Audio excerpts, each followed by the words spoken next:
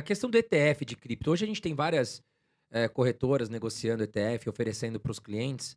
E uma das promessas dessas empresas que vendem ETF é o seguinte: olha, você não vai mais se preocupar com senha, né? Porque se você perder tua senha e você tiver com a wallet, você perde tuas criptomoedas, né? Se o cara não quiser manter as criptos numa exchange, numa corretora de criptomoeda.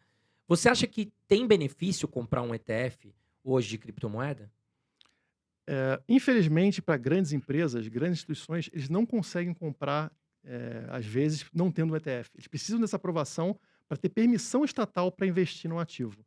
Então, para esse tipo de situação, é válido, porque ou eles se expõem dessa forma, ou eles não conseguem se expor. Agora, olhando para a pessoa física, eu não vejo sentido nenhum em você fazer isso por ETF ou por qualquer meio que permita ao governo te controlar. Porque a gente está falando sobre criptomoedas. E essa parte inicial do nome, cripto, significa que é uma moeda que é privada e que é anônima, ou que dificulta outras pessoas terem acesso a essa informação. Quando você compra via ETF ou via um banco ou qualquer coisa do tipo, você está entregando essas informações de quem você é, de quanto você está comprando, de quem está fazendo transação, para o governo, para empresas. Ou seja, não é mais criptomoeda. Virou somente uma moeda. Perde a descentralização, né? Tudo. E aí, qual é o sentido de você investir nisso? Qual é o sentido? Usa o real, usa dólar, né? Usa o Pix, que a gente estava brincando. Por quê? Você está comprando, sabe, pegando uma moeda que tem as desvantagens da blockchain, que vai ser mais lenta, vai ser menos escalável, todos os problemas que a gente conhece de blockchain, que trava e tal, só que você não tem as vantagens da privacidade do anonimato. Então, no que você está investindo, exatamente? E ainda vai ter que pagar imposto, né? Vai ter que pagar imposto, Porque o exatamente. ETF é obrigatório. Se você vender lá R$ 1.000 Sim. e teve lucro, você vai pagar imposto de renda. Sendo que o Bitcoin você tem isenção de até R$ 35.000, não é isso, Guilherme? Sim, exatamente. Por enquanto no Brasil, né? Mas pode mudar a qualquer momento, né, gente? Mais Porque uma o que desvantagem. o governo faz? Para não chegar já de sola na gente e o pessoal não declarar, ele fala: não, declara comigo aqui. Você não vai pagar imposto nenhum? Pode declarar, faz aqui, fala que quanto de cripto você tem, onde está a sua cripto. Na hora que todo mundo entrar para dentro do sistema, o que ele faz? Ele muda a regra. Ele Agora fala, sim, você falou um ponto importante. O cara que faz a declaração. Se eu tenho meu dinheiro guardado numa exchange, creio eu que você é obrigado a fazer declaração. no Brasil, sim. Se você tem ela numa wallet, você é obrigado a fazer a declaração?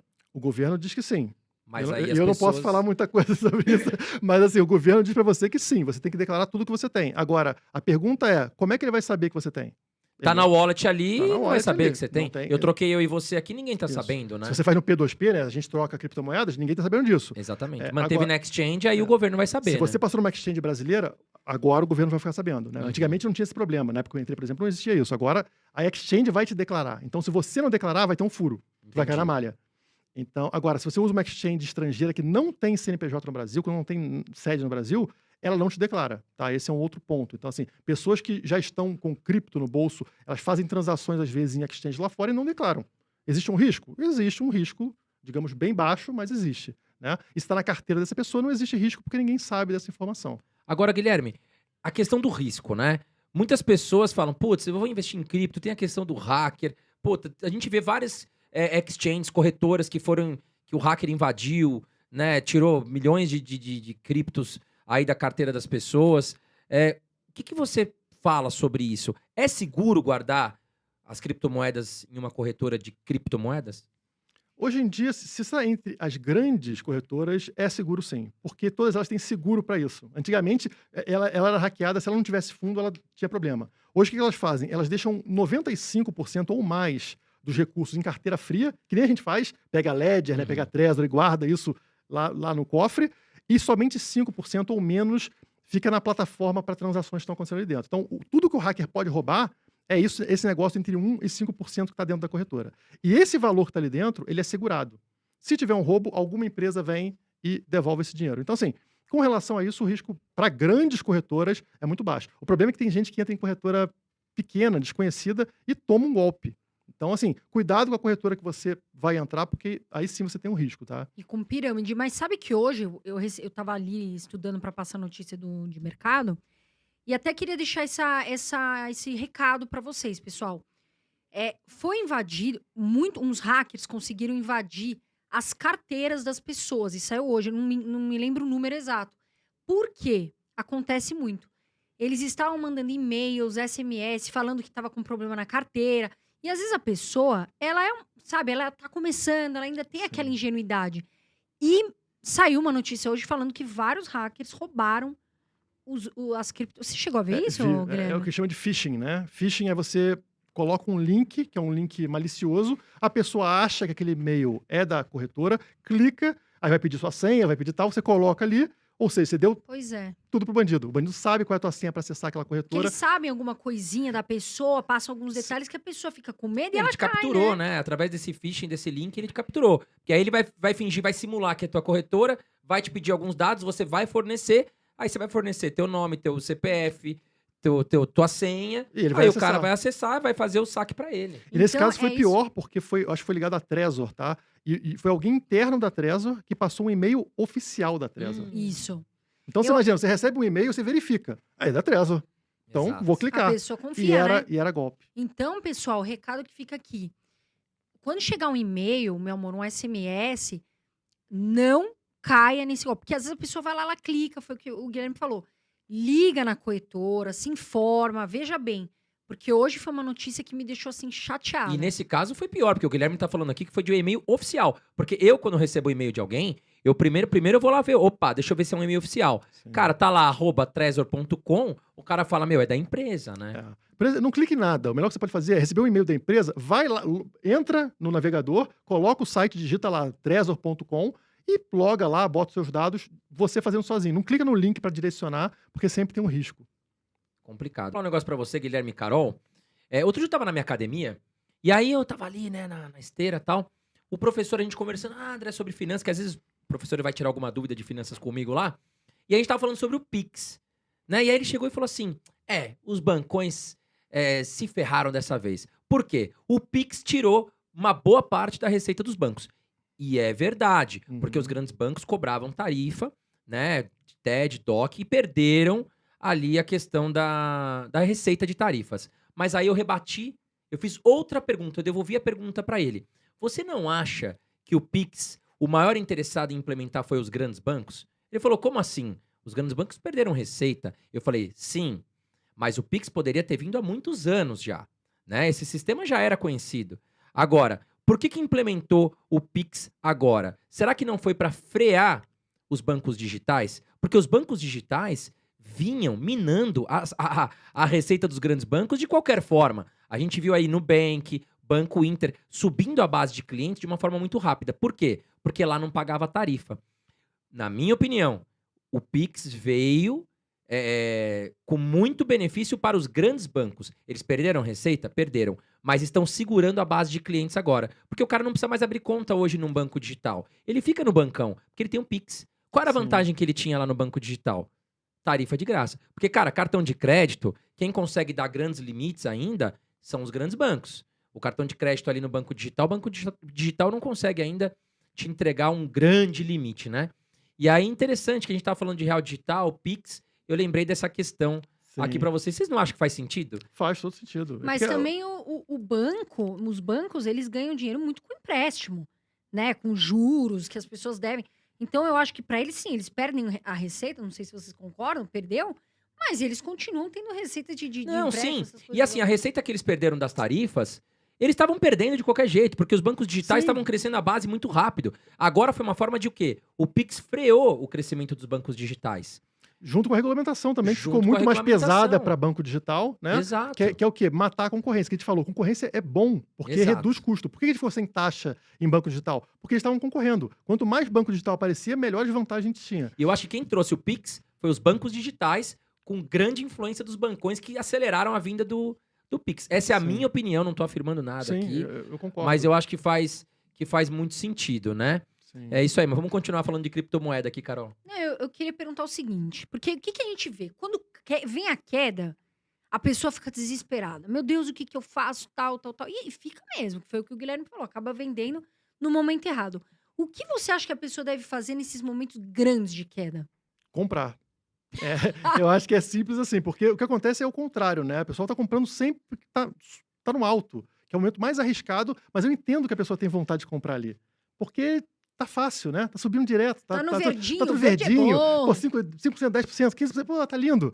Só que você tem que comprar justamente quando está em queda. E por que a pessoa não compra quando está lá embaixo? Porque ela não tem convicção com relação àquilo. Ela não estudou. É o que eu falo, por isso você precisa estudar. Porque se você não tem convicção com relação àquele ativo, como é que você vai comprar quando ele está caindo? Você fala, esse negócio é para zero. Bitcoin morreu, né? Que o famoso Bitcoin morreu. Ele morre uma vez por mês. Sim. E o cara fala, não, Bitcoin morreu, eu não vou entrar nesse negócio, não. Bitcoin não tem fundamento. Não tem eu vi muito fundamento, não isso, tem nossa. lastro. Eu já vi todas essas bases que a gente já falou. Porque o cara tá vendo o negócio cair, ele desespera, eu não vou entrar aqui.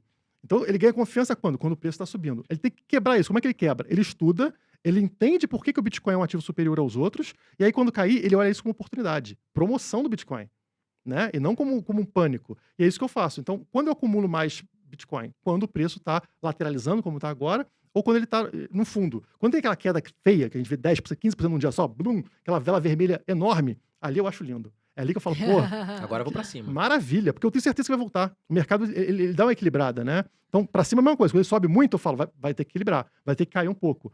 E quando ele cai, ele desaba, a gente tem que comprar para aproveitar essa promoção. Então, é isso que eu faço, comprar na queda. Agora, Guilherme, quais são os maiores erros hoje de um investidor de criptomoedas? O que você enxerga que as pessoas que estão começando acabam cometendo esses erros? Assim, um dos maiores erros é com relação à segurança, né? Porque quando a gente fala de cripto, o cara tem que fazer a custódia própria. E como é difícil, o que ele vai fazer? Ou ele vai deixar dentro de uma corretora, né? Porque ele, não vou ligar para isso não, deixa lá. Ou ele vai fazer uma carteira, anotar num pedaço de papel qualquer, num caderno qualquer, meter na gaveta.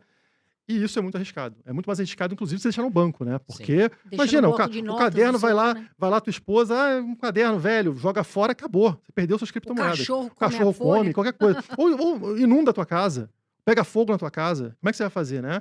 E a maior parte das pessoas que tem carteira anota no papel, ou naquele quadradinho de papelão que vem junto com a carteira, né? Tipo, da Ledger, da Você Trezor. tem uma dica pra essa galera guardar as palavras-chave? Hoje você tem metal, você tem tipo, como se fosse De aço, né? De aço. Umas plaquinhas de aço. Exatamente, que é a prova de fogo, a prova de inundação, a prova de tudo. Então, você vai ali, 5 minutos você consegue gravar todas as suas palavrinhas e pronto, pode inundar, pode pegar fogo, pode acontecer o que quiser, pode enterrar no jardim se quiser. São 21 palavras, não é isso? Você tem 24 ou 12. Tem duas opções, depende da carteira, mas é E aí 12 não ou seria 24. uma boa, por exemplo, são 12 palavras.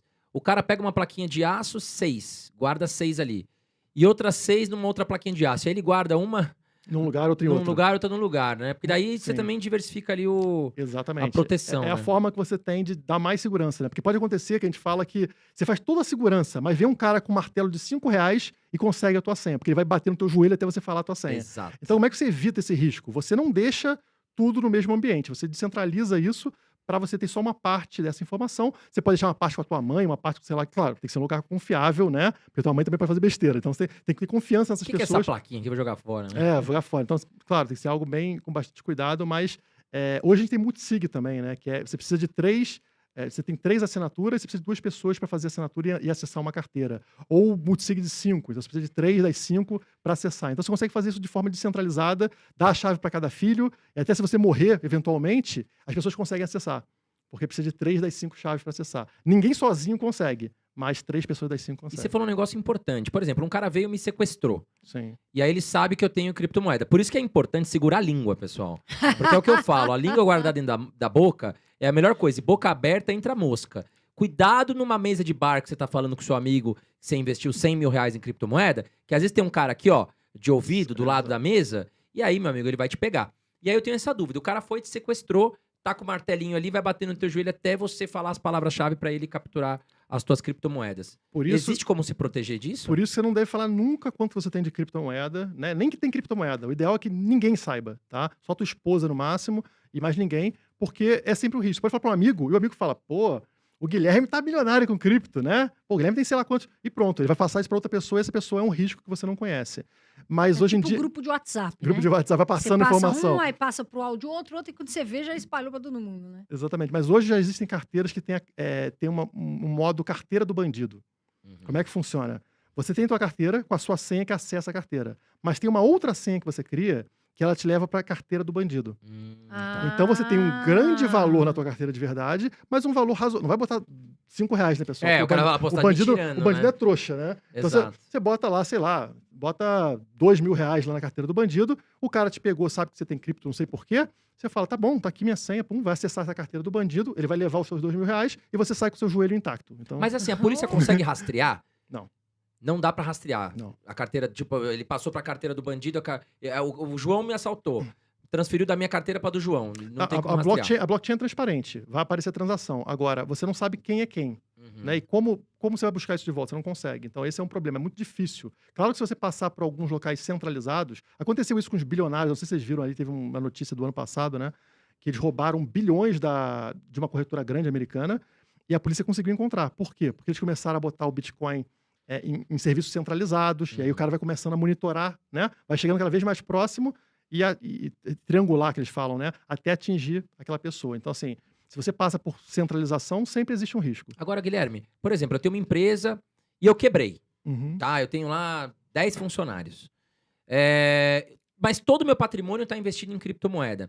Eles conseguem me processar e acontecer um bloqueio judicial junto às minhas criptomoedas? Porque, por exemplo, você tem conta no banco, tem conta no Itaú. Uhum. Pô, quebrei, tem uma grana lá guardada, os funcionários me processaram, o juiz pode ir lá e bloquear o dinheiro da minha conta. Com criptomoeda, isso também é possível? O juiz não sabe quanto você tem de criptomoeda, então fica difícil ele te bloquear. Agora, se você está fazendo pagamento para o funcionário, aquilo vai se tornar uma dívida, eventualmente, se ele entrar na justiça, como se fosse reais. Então tá devendo sei lá quanto em Bitcoin pro cara, o juiz não quer saber. Tu vai ter que pagar o funcionário, seja em Bitcoin, seja em real, seja no que for. Provavelmente em real, inclusive, né? Sim. Mas ele não consegue, se você não declarou isso, geralmente a empresa declara, esse é o problema, né? A empresa fala, a gente tem aqui 10 Bitcoins, então o juiz vai usar isso aí, pode congelar isso aí. Agora, se a empresa consegue não declarar parte disso, não tem problema. Agora, algo importante. O Guilherme comentou aqui que o patrimônio dele tá praticamente tudo em cripto. É algo que me preocupa. Porque a pessoa às vezes está começando, né, André? E ela fala, vou investir tudo em cripto. O que você acha, qual porcentagem, se você puder falar em porcentagem, para o iniciante, o investidor que está começando ali, para ter na carteira? Eu acho que, para ele começar, ele tem somente se expor. A primeira coisa é qualquer valor. Se qualquer valor que ele botar em Bitcoin, que seja um valor considerável para ele, digamos que 10% seja um valor considerável para ele, vai fazer ele estudar. Ou pelo menos ficar acompanhando, né? Porque o cara vai estar com medo praticar, né? A gente tá praticando, ele quer saber, é né? isso que é necessário, porque você só tem que investir naquilo que você conhece. Porque se você começa a investir em coisa que você não conhece, você não vai... É aquilo que a gente falou. O preço vai cair, o cara vai ter a confiança de segurar o ativo, porque ele não confia naquilo. Então é ter exposição. Primeiro ponto, tem exposição, você naturalmente vai estudar e vai aprender sobre aquele ativo. E se você, como eu, acaba entendendo sobre o Bitcoin e confia no Bitcoin, na minha visão, é tudo Bitcoin. Eu não vejo sentido você usar real ou qualquer outra moeda. Eu posso fazer até um comparativo aqui com baterias. Porque o que a gente fala, a moeda universal é energia. É isso que faz o Sol brilhar, os planetas girarem, a planta crescer, né? Ela transforma, ela é uma usina, ela transforma energia solar em produtividade, ela cresce, né? E a gente também levantar da cama, a energia que faz a gente levantar. Só que o que a gente quer fazer depois de ter essa energia? A gente quer conservar essa energia para usar no futuro. Né? Não adianta nada você ter energia aqui e tem que gastar tudo agora. Não, você quer conservar essa energia para a hora que você precisar utilizar. E o que é um dinheiro? O dinheiro é a bateria que conserva essa energia. Então você trabalhou, você pega o dinheiro e guarda a energia do seu trabalho naquele dinheiro. E o que é uma bateria boa? Uma bateria que mantém melhor essa energia por mais tempo. Então, quer dizer, pode passar 2 anos que a sua energia está conservada ali dentro. A moeda estatal faz isso? O real faz isso? Você trabalhou pra caramba, aí você bota lá a poupança em real. Passou 2 anos, como aconteceu agora, 40% de inflação, de aumento da base monetária. Ou seja, aquela tua bateria que estava cheia, ela já caiu quase pela metade. Né? E o Bitcoin não. O Bitcoin, ele conserva a sua energia. Então, por isso que ele é uma moeda superior às outras. Porque ele vai conservar a sua energia pelo tempo que você precisar, enquanto as outras... É justo a gente falar, então, que o Bitcoin, ele pode consertar, digamos assim, mas corrigir o problema da inflação nos países? Exatamente. É isso que ele vai fazer. Porque a inflação, ela corrói o poder de compra. Isso afeta principalmente os mais pobres. A pessoa que não vai ter acesso ao banco, como a gente falou, como é que ele vai investir em alguma coisa que mantenha o valor de compra dele, mantenha o poder de compra dele? Não tem. Ele bota embaixo do colchão. Então ele vai perder 30%, 40% a cada 2 anos. É um completo absurdo. E o Bitcoin mantém esse valor para essa pessoa. Ele realmente funciona para a proteção do poder de compra.